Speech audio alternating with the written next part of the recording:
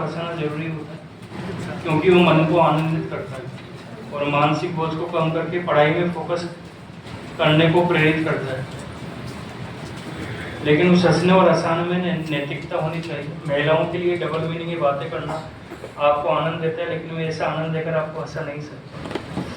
जो के गाने सुनाकर मैं आपको आनंदित नहीं कर सकता, क्योंकि मेरा व्यक्तित्व ऐसा नहीं है।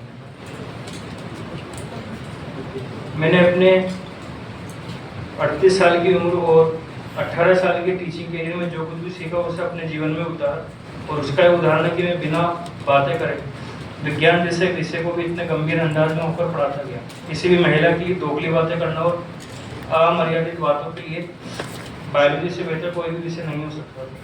लेकिन मैंने अपने पढ़ाने के तरीके से इस बात को साबित कर दिया कि किसी भी विषय को पढ़ाने के लिए विचारों में फुड़पन लाकर मनोरंजन करने की आवश्यकता नहीं होती। मैंने अपने अनुशासन और पढ़ाने के तरीके से आपके जीवन में बहुत सारे छोटे छोटे बदलाव किए जिससे भी आप समझ नहीं पाओगे।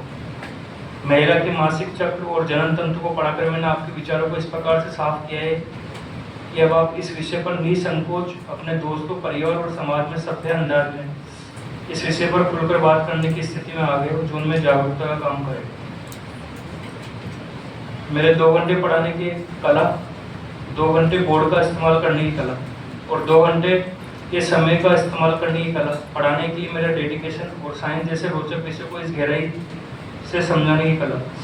अगर आप इसमें आनंद ढूंढते और इसका मनोरंजन उठाते तो इससे ज़्यादा आनंदित करने वाला कुछ भी नहीं था, और ये आपके जीवन में बदलाव भी ला सकता था।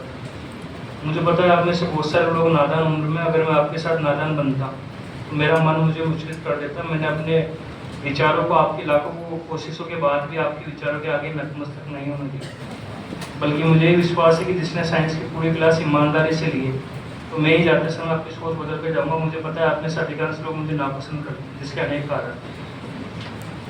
शायद मैं सबको पसंद आता तो जमीन पर रहकर आसमान की परिधि में खो जाता। जीवन में कुछ आलोचक भी जरूरी जो आपको जमीन की परिधि में सीमित रखे। ना मेरे में ईगो है, ना मेरे में एटीट्यूड है, और ना ही मैं खुद को पता नहीं क्या समझता।